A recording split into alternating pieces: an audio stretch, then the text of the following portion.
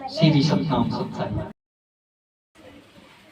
घटी में उजियारा रे साधु, घटी में उजियारा हो जी। घटी में उजियारा रे साधु, घटी में उजियारा हो जी। पा अंदर बसे नजर न आवे, बाहर फिरत गंवारा हो जी। अंदर बसे नजर न आवे, बाहर फिरत गंवारा हो जी।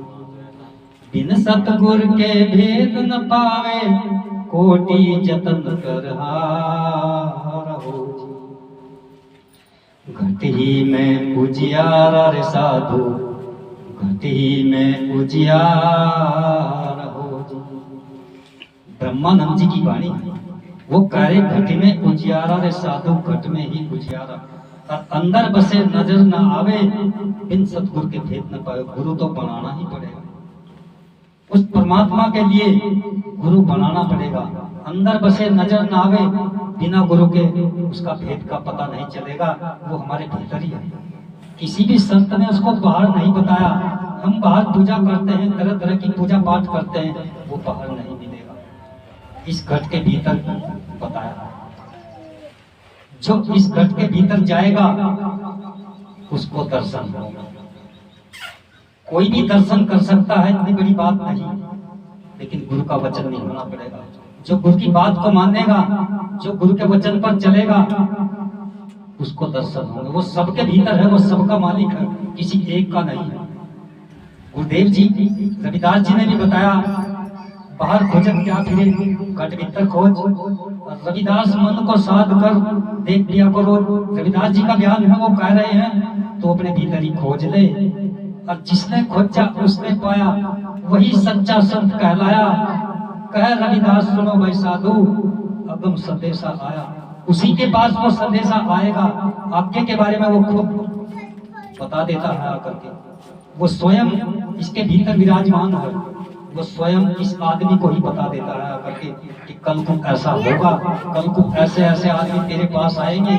क्योंकि जो खोज देता है उसी को पता चलता है, और जो खोजते नहीं, तरह तरह की पूजा पाठ करते हैं, उन्हें नहीं मिलेगा। किसी ने ईंट की पूजा कर ली, किसी ने पत्थर की पूजा कर ली, किसी ने किसी की पूजा कर ली, किसी ने किसी की कर ली, उसको नहीं मिलेगा। संतों के वचन को समझो, संतों की वाणी को समझो। वाणी क्या कह रही है, वाणी का सार क्या है। अगर वाणी का सार समझ लिया तो आप अपने अंदर ही चले जाओगे। आप अपने आप को समझोगे, और जो अपने आप को समझेगा, समझो वो भगवान से मिलेगा। बूंद पड़ी समुद्र में, बूंद पड़ी जो समुद्र में, ताही समझे सबको। बूंद को आप जानते हैं, एक बूंद समुद्र में गिर जाए वो बूंद नहीं रही। समुद्र समाना बूंद में, पूछे बिरला कोई। जब बूंद समुद्र के अंदर गिर जाएगी तो वो समुद्र का रूप धारण कर लेगी, वो समुद्र बन जाएगी। ये आत्मा बूंद है और समुद्र परमात्मा है। अगर ये आत्मा परमात्मा से मिल जाए तो परमात्मा का रूप धारण कर देगी। समझ में आ गया तो आप भगवान के वचन में लग जाओगे। मेरी गारंटी है। एक बूंद ही अगर समुद्र में गिर जाए तो समुद्र का रूप धारण कर देती है। और समुद्र समाना बूंद में ये आत्मा अगर परमात्मा से मिल जाए तो परमात्मा का रूप धारण कर देती है, भगवान का रूप धारण कर देती है। तो ऐसा ना करो, विकार को छोड़ दो और तुम नेकी करो, बंदगी करो, भगवान के वचन में लग जाओ। वाणी कह रही थी अभी, पूछे बिरला को। वो कोई बहादुर होगा जो इस बात को समझेगा। बिरला कहते हैं बहादुर को, सूरमा कहते हैं कोई सूरमा होगा जो इस बात को समझेगा और परमात्मा के वचन में लगेगा, अन्यथा और कोई नहीं।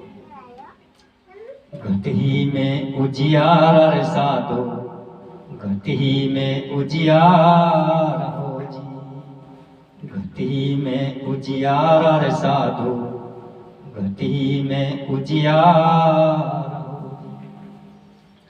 आसन पदम लगा कर बैठे, आसन पदम लगा कर बैठे, देखो खेल अपार हो जी।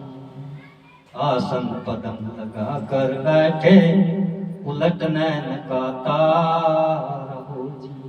त्रिकुट महल में ध्यान लगा कर देखो, देखो खेल अपार हो जी। घटी में उजियारा रे साधो, घटी में उजियारा हो जी।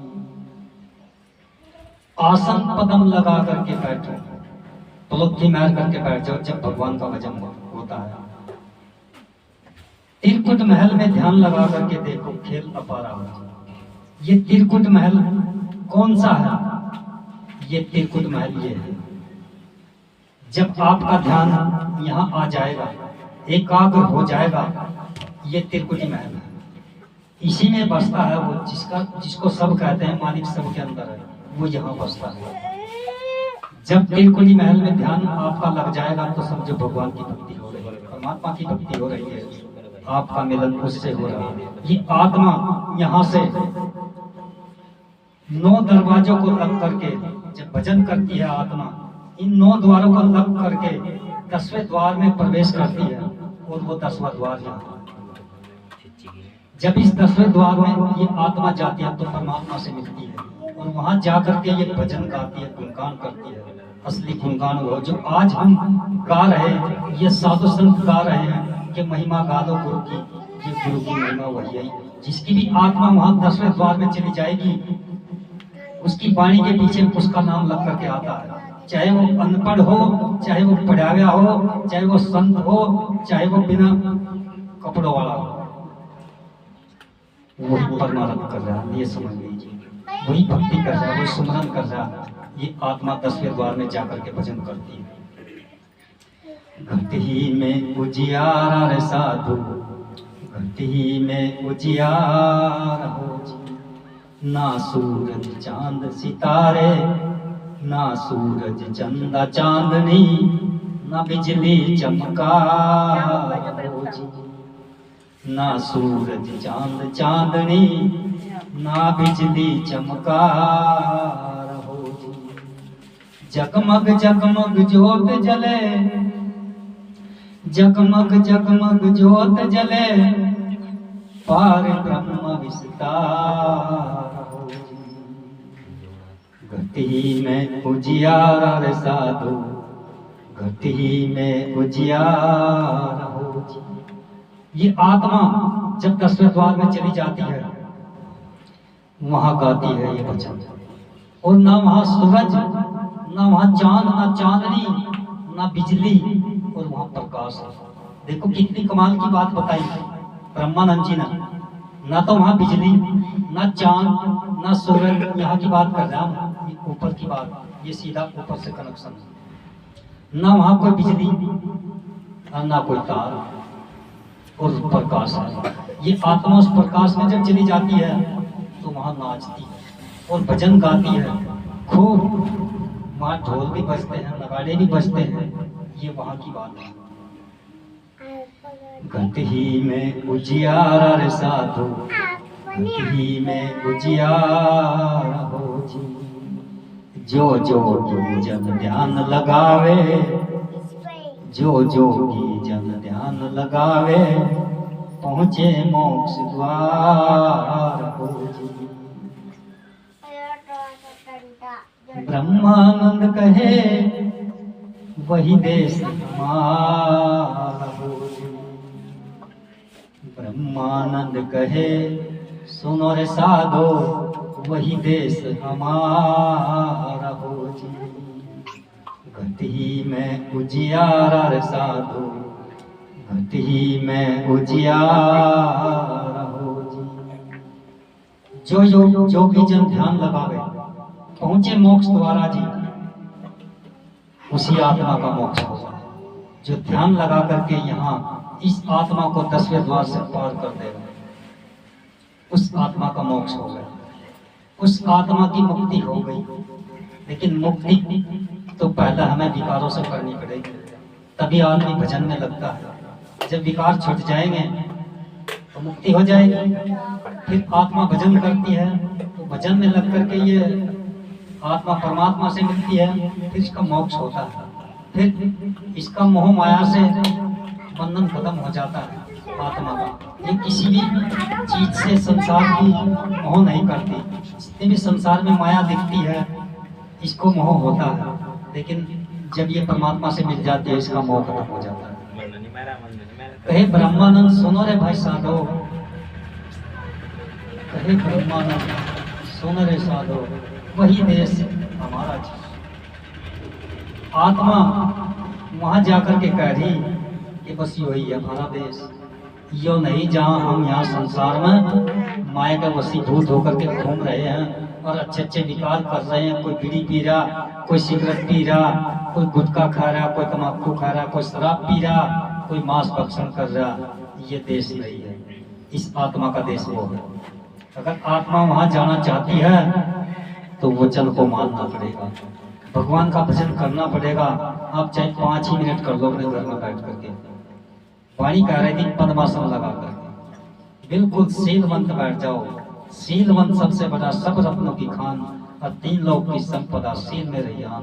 आप सब रत्नों की खान हो, आपके पास सब चल करके आएंगे, सब रत्न आप 3 लोक की संपदा हो। तो यमराज के चुंगल में ना हो। अगर यमराज से छूटना है तो भजन करो। जो नाम आपको आपके गुरु ने दिया है उस नाम का सिमरन भजन में लग जाओ, आपका मोक्ष होगा, आपकी आत्मा परमात्मा से मिलेगी और फिर आप दूसरों को भी बताओगे। जिसकी आत्मा मिल जाती है वो तो तकड़ा होकर लग जाके भाई अब तो मुझे दूसरों को बताना। जब तू पार होएगा, तुझे पता लग गया इस चीज का, तो दूसरों को बताने में क्या जा रहा है। दूसरों को बताना चाहिए, उसका भी मोक्ष होगा जब उसे पता लगेगा वाकई मैं कहाँ जी रहा था और अब कहाँ, गुरु के ज्ञान में कहाँ आ गया। जब भी अच्छाई बुराई का पता लगता है। बिना गुरु के ज्ञान के अच्छाई और बुराई का पता नहीं लगेगा। नहीं तो हम तरह तरह की बुराइयों में फंसे पड़े हैं, बुराई करते हैं, वो आ गया उसकी कर दी, वो चला गया उसकी कर दी। तो ये सब छोड़ना पड़ेगा, शीलवंत रहना पड़ेगा। कम से कम बोल लो, कम से कम शांति से रहो। शांति ही सबसे बड़ा दान, सबर ही सबसे बड़ा दान। जब हम सबर करेंगे तो परमात्मा हमें सब कुछ देगा, धीरे धीरे धीरे धीरे सब कुछ देगा। और जब सबर नहीं होगा तो भगवान कुछ नहीं देगा। आप मेहनत करते करते थक जाओगे, दिहाड़ी करते करते